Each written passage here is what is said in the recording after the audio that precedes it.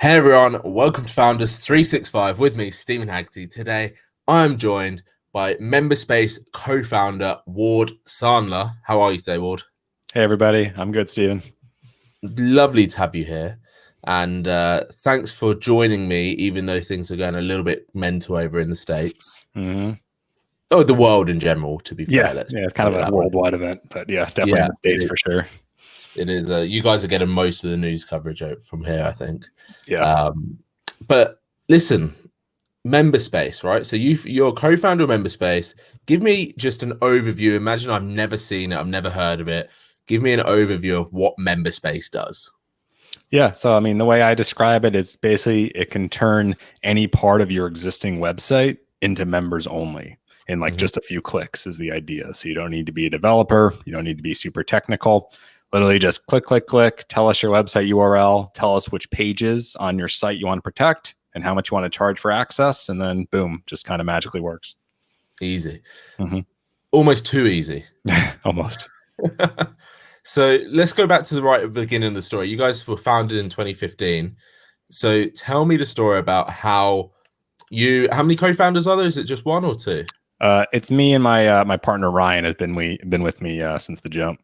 Amazing. So talk to me about how MemberSpace got started. What were those conversations like? What were you struggling to see in the market that you thought, you know what, this will solve that? Yeah. So yeah, MemberSpace has been around since 2015, but to get the true story, we kind of have to go back in time a little bit to like around 2011, 2012, when me and Ryan were doing consulting. Nothing particularly amazing about it. It was web design, web development. We made some e-commerce stores. We made some custom software applications. We kind of did everything. And then eventually we started to hone that down. And around 2015, 2014, we started to focus exclusively on just building like simple marketing websites. And that was it. That's all we did. And we were using Squarespace, the website building platform, exclusively for that.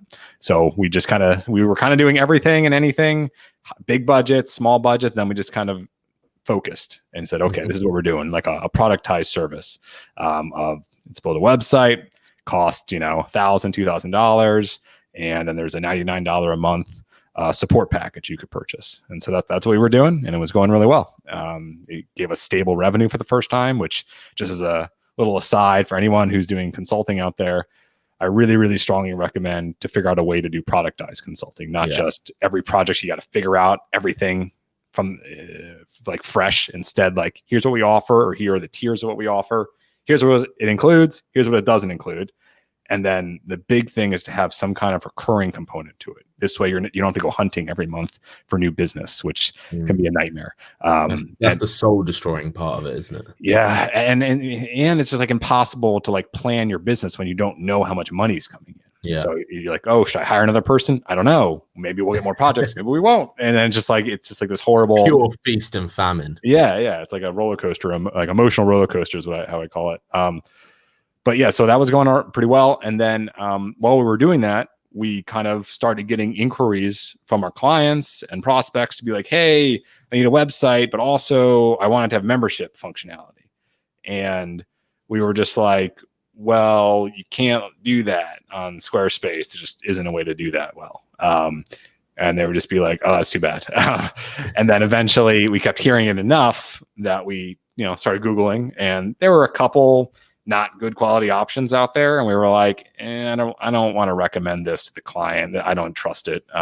So we're just like, sorry, there's just not an option. And we heard it. We kept hearing it. And then eventually I was like, all right, this is getting a little crazy. And so I went to the Squarespace forum, and as the tale goes, I went to the forum and sorted by most voted topics, which you could do in the forum. I think it was like a discourse forum, maybe. Yeah. They don't all have this, obviously, but Squarespace did. And so it was like the top 3 topic was how to add membership functionality to Squarespace. And then, I was like, whoa, that's kind of interesting. Of all the things posted here, that's like the number 3. Because Squarespace is an enormous platform that, millions of customers. Why weren't they doing it already? Well, I can get to that in a second. But basically, we saw like 100,000 plus people had voted for this topic and viewed it. And I was just like, oh boy. And I just read through all of that, like every single comment, which was like hundreds and hundreds. and just kind of realized, yeah, the solutions that I had found that weren't good quality, that's all that really existed. There wasn't something I didn't know about. And people agreed with me that they weren't good solutions, but they were still paying for them because they're like, I need something. It's their only option. It's the only game in town. And so we're like, okay, I think there's a pretty obvious opportunity here. I'm not guessing if this, so that's when we kind of initially said, all right, let's just build an MVP and just get something out there, which I can dive into more depending on how much detail you want. But to quickly go back to your question about why didn't Squarespace build it? Yeah. They still don't have it, by the way. And we're all the way because your product is so good. They're just like, we don't need it anymore. Yeah, that must be it. No, I think, again, I don't know, but my theory is that memberships are only a small percentage of what their customer base needs. Like, you think about Squarespace, right? Most people building a website there, maybe they have e-commerce, maybe not, but it's generally marketing and business websites. They're not. That's not what, like, it's just not for memberships. When they originally started, they targeted like photography, arty type people. Yeah. That being said, I think a lot more people are moving to memberships every month than there were the month before, but especially back then, it's just not as popular. So I think it's just for Squarespace, when they build features, I think they need to think about, 80-20 rule. Like, if we're going to spend time on something, it's got to be helpful to the vast majority of our customers, just because they have such a huge, ship that they have to keep afloat. So that's my theory as far as why they haven't done it yet. But for us, it sounds reasonable. Like even a small percentage of Squarespace customers is a huge market. So it's okay. You're looking at that 100,000 thumbs up liking on that forum going, there, every single one of those is a potential customer. Yeah, exactly. It's let's jump into the MVP then. I mean, just because you asked me about it, whether you can go into detail, makes me intrigued about it. So you came up with the idea, you read the comments, you thought, okay, let's create this. Let's fill this void. So how did you start going about that? Yeah. So again, because we had like that software background, we knew how to make things with Ruby on Rails. So after reading through the comments, and I always have to give a bit of a hat tip to Amy Hoy of 30 by 500. She has a technique called a sales safari, which, if you could boil it down, it's basically what I did, which is you're looking for public data of people complaining about something, a problem they're having, and then what solutions they're recommending, what kind of words they're using, what kind of emotions they're describing. And from that, you can gather what you need to build. Like, so if I said, oh, people need membership functionality, you probably assume that means some kind of recurring charge, right? Sure. For access to something. But that's actually not what most people wanted when I was looking at the forum. And they want the privacy side. Yeah, they really at the end of the day, the core thing that they needed was I want to collect someone's email address in order for them to get access to this page. Yeah. That's all they wanted. Super simple need. Yeah. A lot of them also wanted to charge, but that was enough of a seed. And by reading the comments, I knew that. I didn't think that and then verified it with the comments. I came to the comments with a sort of blank slate, read everything, which is not fun work. Which is why you can't automate this. You have to just do it. And you just kind of read through it and you just see this very clear pattern that people are like, I just wish I could do this. I just wish I could do that. And then it's just like, oh, okay. Almost everyone's saying, I just want to collect an email address. So that's what we built first. Just collect an email address to get access to certain pages on the site. And that's all it did at first. That was the MVP.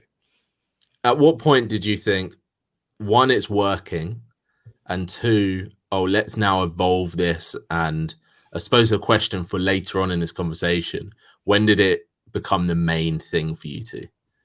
Yeah. So, it worked pretty quickly. Like, we got like 100 people signed up for the beta. We didn't charge anything. We got 100 people pretty quick. I want to say in like less than a month. Nice. And we were like, okay, cool. Like, that was neat. And then people kept signing up. And the obvious, there was a lot of obvious features that people were asking for. Like, I want to integrate with my email marketing. I need to export members, on and on and on. And then obviously I want to charge for access to those pages. So it became pretty clear what we need to do next. It wasn't like a guess. And that's kind of the nice part when you first start software is it's pretty obvious what you got to do next. You'll hear it. Once you get to the stage we're at now, it's less obvious what you should build next because a lot of people are asking for lots of different things. So it's not like, oh, definitely do this. So yeah, we've always used member space to run member space. So we didn't charge anyone money until our customers had the ability to charge their members for money, if that makes sense. Yeah. So that didn't happen until like April so we launched at the end of 2015.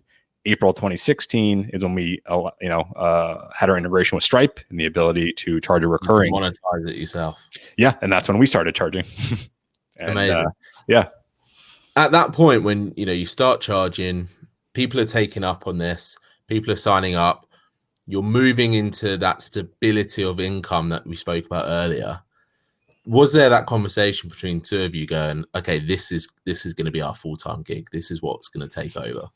Yeah. I mean, we were growing pretty quick, 1,000, 2,000 on net each month for the first few months. And so we were like, oh, wow, this is very quickly catching up to the Squarespace consulting business revenue.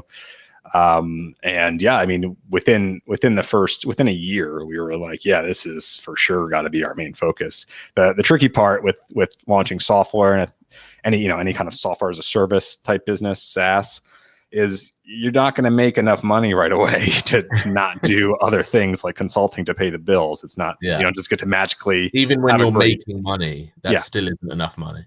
Yeah. The slow SaaS ramp of death, it's called. If you want to Google that, there's a good video on it. But yeah, basically, it takes a while for SaaS to get to the point where it's making enough money that you don't need to do anything else. And so you have to do two things at once. So you can't fully focus on the product. But yeah, I'd say it took us about a year to get to the point where we're like, all right, this is really the full-time focus.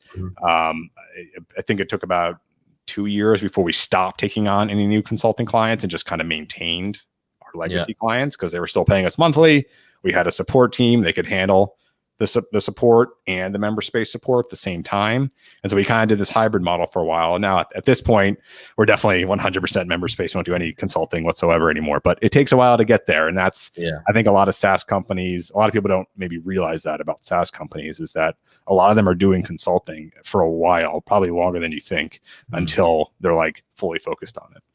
When you were, let's rewind a little bit. When you were reading those comments, and you saw the need, did you know that you were going to create a SaaS company? Yeah. I mean, I didn't know what else it could possibly be. We were just like, software would solve this problem for sure. And we've always known about SaaS. Like we were big fans of Basecamp and 37 Signals and that whole crew. And the business model of SaaS is, very enticing. The idea of people paying you a recurring revenue every month, generally not canceling, and then that just compounds each month. It's like, that's a business dream. So that's we always want. We always were kind of looking for a way to have SaaS, and we had attempted projects in the past that definitely failed. But you're not a true entrepreneur if you haven't done that. Exactly. Yeah, no one just gets up the bat and hits a home run the first time. Exactly. But yeah, it was always something we wanted to do, and this was the first time we actually put all of our learning into execution. The sales safari, listening to what people are actually looking for, building just the minimum, and then iterating on that quickly. And that's how we actually created something that worked. Amazing. So over the last four years since you guys sort of went full time in it, not doing consultancy, how has business grown then? Because I know it's no longer just you two. You've grown outside of this. So talk me about the growth about MemberSpace. Yeah. At this point, let's see. We have me, Ryan. We have 3 full-time support reps. This is where you forget half the team. And We just hired 2 senior Rails developers too within the last month, and then we have 4 other full-time Rails developers. We have a full-time DevOps. We have a part-time DevOps. Nice. And we have a full-time marketing person. Team. What's that? I'm guessing it's all virtual as well. Yeah, we're 100% remote. 100% remote. So we're like 12 full-time bodies right now that just focus on MemberSpace. So from a founder's point of view, how have you adjusted to your role changing from just being you and your partner to now running a team of 12? Yeah, I mean, it's definitely different than when you first start. Like when we first started, I did all the support, you do kind of everything. Ryan was always doing all the back end. I've always done the front end. Like I've done all the design and most of the UI UX stuff for MemberSpace. And I still do that, and I like doing that. I don't know if I ever want to stop doing that. So, but for sure, my role has changed in terms of, yeah, you got to manage people to an extent. I mean, like I said before, we're fans of the 37 Signal Basecamp guys, Jason Fried and DHH. So like if anyone's read their work, Rework, or Doesn't Have to Be Crazy at Work, those two books kind of guide a lot of our philosophy in terms of we don't have a lot of meetings. We don't have like processes just to have it, you know. We're definitely systems for the sake of meetings, for the sake of meetings. Yeah. Like we definitely have a lot of systems that are, and we're systems oriented for sure. Like that's at least how I am. So, but yeah, I mean, you know, I do one-to-ones with the team. There's definitely some HR stuff in terms of onboarding, but it's not crazy. You know, I'd say it's like maybe 15% of my time, you know, and then just general business administration crap, you know, like filing your annual report, you know, that's another business life admin is what that you can't avoid even if you do consulting, like, you know, that's another 20%. And then, the rest I get to kind of just do various things in the business that I like doing. I still do the UI and the UX, and I really like that stuff. And I don't know if I ever want to stop doing that. I'm not sure. There's always, no matter how big you get, there's always some aspects of the business that you never want to let go of. But that you know, I'm kind of torn on that too, because I don't know if that's the smart way to do it. Like I'm not the number one UI UX person in the world. I'm sure there's lots of people that are way better than me. So I might be doing a disservice to the business by holding on to it. So I don't know. But you could still bring in someone and still have your finger in the pie. Yeah, something like that. Yeah, to satisfy that need, isn't it? Yeah. I'm curious to know though, because this started so, it's got such a lovely story about how you read the comments, you saw the need. I watched a documentary about I don't know if you've seen Billionaire Undercover. Yeah. Really great documentary. Billionaire goes undercover, starts again from zero with $100 in his pocket, makes it within 90 days. His goal is to make a $1 million company, right? Really fascinating because he does a lot of straight to camera talking. It seems super genuine, but he's all about talking about, you know, you find the buyer first, which is exactly what you did when you were reading those forums, you were looking at those comments. What I'm really curious to know is, are you still connected to the audience of MemberSpace? So do you still have conversations with your users so you know what's going on, you know what they need in that sense? Yeah, I'm a little crazy about that stuff. So I do about 2 or so Zoom calls with customers and or prospects every day. So amazing. And each call has, you know, up to 2 different people on it. So I'll talk at most 4, sometimes 5 people a day about MemberSpace, and do that every day. So I've done at this point over 5,000 of those calls. What's your biggest takeaway from those calls? Not like a specific takeaway, but from just showing up, speaking to 4 or 5 users every day. What does that as a founder give you? I mean, a lot of things. I like to repurpose a lot of it, so it's not just I answer your questions and then that's it. I use it as product research, user testing. Like some people need help setting up. Some people have general questions. Some people are confused about what the product does. Some people have questions about pricing. So like it allows you to see kind of the full 360 of the business from lots of different perspectives, and where things aren't clear, where it could be sharper, where it's maybe this experience is a little clunky. And you just kind of can see that and hear it from people in their own words, which is different than if they write it somewhere, or they don't say it at all because no one's talking to them about it. Yeah. It's there's very few founders that I've spoken to, and I've spoken to a lot of founders that have such a that sort of connection to their users. Was that something that you desired to do? Is that something you read about and you thought, hey, that's a really good idea, I'm going to bring that on board? Or was it sort of an instinctual thing for you? I'd say a little bit of all that. I mean, I definitely read, stay close to the customer, and like you should be talking to your people every day. Like that's all kind of relatively, it's kind of common sense, right? With business, implementing it. Hope anyway. Yeah, I mean, implementing it and actually doing it is a different thing. Yeah, like exactly. I come from a sales background. I used to actually do like enterprise software sales before I started consulting. So I have that background. So I'm not like worried about talking to people. I don't get scared about criticism or getting, because I'm used to getting rejected in sales. So we won't open that kind of worms. Don't worry. Yeah. Not everyone has that same background or feels that comfortable because it is a little vulnerable. Like people will sometimes be like, the software doesn't make any sense to me. And then I have to kind of get them to be happy at the end, and they always are. And then it ends in a good way. But yeah, I mean, it's something that I knew you should stay close. And I always did that. Like when we first started, I would do support, and I actually would text, like manually text every single person that signed up and just kind of see if they need help. They thought I was a robot, which is I always got funny text back. You just reply that. They've replied, stop.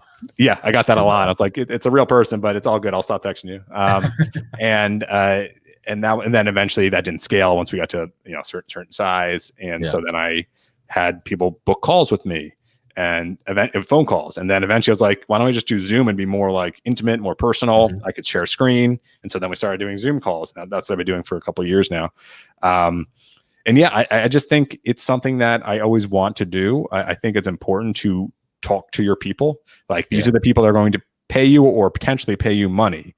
Like what could be a better use of your time than talking to those people? Like it's like obviously that's who you should talk to. Now, should you do 10 calls all day and that's all you do every day? Like obviously not. You'll get burned out and you're not getting anything else done. But to me, it seems crazy to not talk to prospects or customers at least every week. Like even if you're like super shy and you're not comfortable doing this, I'd at least try to have like one day a week where you just do it and talk to at least one person and then try to expand on that. I don't think there's anything that could be a better use of your time than that. No, totally agree. Let's talk about the future then. What's your next plans for MemberSpace? What have you guys got up your sleeves? And where do you want this to go? Yeah, so we've come a long way since the Squarespace days. Now we're available everywhere: WordPress, Webflow, Wix, Weebly, Duda, even custom HTML. So we want to keep expanding to more and more website platforms. Like we technically work on any website platform, but we want to have our support trained. We want to have platform-specific help docs, all those kind of little nuances to make it a good experience. Because that's, again, we're all about ease of use and flexibility and good support. So we want to really do that, not just, oh, we're available everywhere and just try to market it everywhere possible. So yeah, keep doing that. We want to keep being available for more and more business use cases because memberships is complicated. Like the idea of a membership on its face might be like simple, like, oh yeah, you just charge $50 a month for access to 3 pages on your site. But then it gets so much more nuanced. Like, are there free trials? Is there a billing date? What if you want to drip out content? How do I set up zaps when someone cancels? Like it gets crazier and crazier and crazier with more and more different kinds of business models. So we want to be able to be useful for people at various sizes, whether they're just starting or whether they have multi-million-dollar businesses, which we have customers that are like that. We want to be able to work for all of those people and work well. So not just, oh yeah, technically you can do it. It's like, no, you can do it at scale and it's great. Like that's the goal, and that takes a while to get to, but that's what we're working towards. How did it feel as a founder again when you got that, when those multi-million-dollar companies started signing up to MemberSpace? Must have been quite a surreal moment. I mean, it was cool, and I didn't even notice it at first because like it wasn't until like I talked to them either on a Zoom. Like I've spoken to almost all of our customers, and we have thousands of customers because of the Zoom calls. And so a lot of them, I don't even know that they're big or anything until I get on a call with them or they run into support. And then we look at their account. It's like, holy crap, you have like 20,000 members. I didn't realize that. And then it's like, oh, I guess they're pretty big. But yeah, it felt cool. And especially that it was working. Like people would be like, we had a great launch. Everything went well. It's like, awesome. Like we built this and it actually works at scale. Like that's the first few customers, you're a little like, I think it should work. And then it actually does. And then now we know it will. It was scary at first, but now it's like, it's exciting. It's cool. Like we want to keep being a way for people to actually make real money, not just tinkering around like that. That's what we're for. Is most of the people that use us are actually making money. Like these aren't just like people trying to tinker around with different business ideas. Yeah, that's the thing. One of my final questions is, you must have seen so many membership sites, obviously.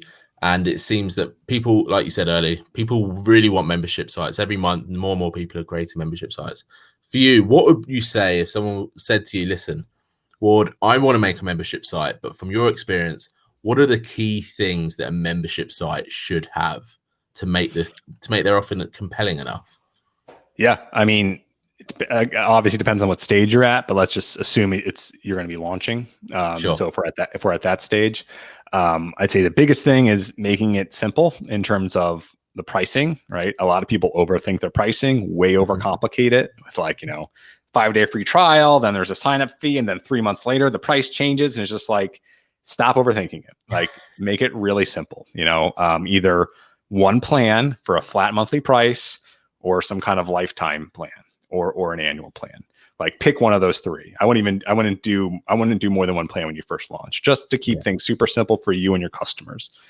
And the reason being is because things are going to change. You're going to change the business model. You're going to change the pricing. You're going to add tiers probably, but start simple. This way you don't have to have too many variables to tinker with. Aside from that, or to carry that analogy further, when people are actually in the membership and viewing the content, keep it simple. Don't overwhelm people. I think a lot of folks think, oh, I have a membership, that must mean I need to have tons and tons of content. I need to have pages and pages and pages, and every week I need new content. And that's not true. You need to think about, why is someone joining their membership? They're not doing it because they love reading PDFs. They're joining it because they're trying to accomplish a specific goal. So if you're a nutrition coach, their goal is that they want to get healthier, maybe lose weight, maybe get their cholesterol down. I don't know, whatever. But whatever their goal is, that should be the focus of the membership. And that doesn't necessarily mean you need more videos to help them accomplish that goal, or more PDFs, or more pages, or more blog posts. Talk to your people. Gets back to the same thing.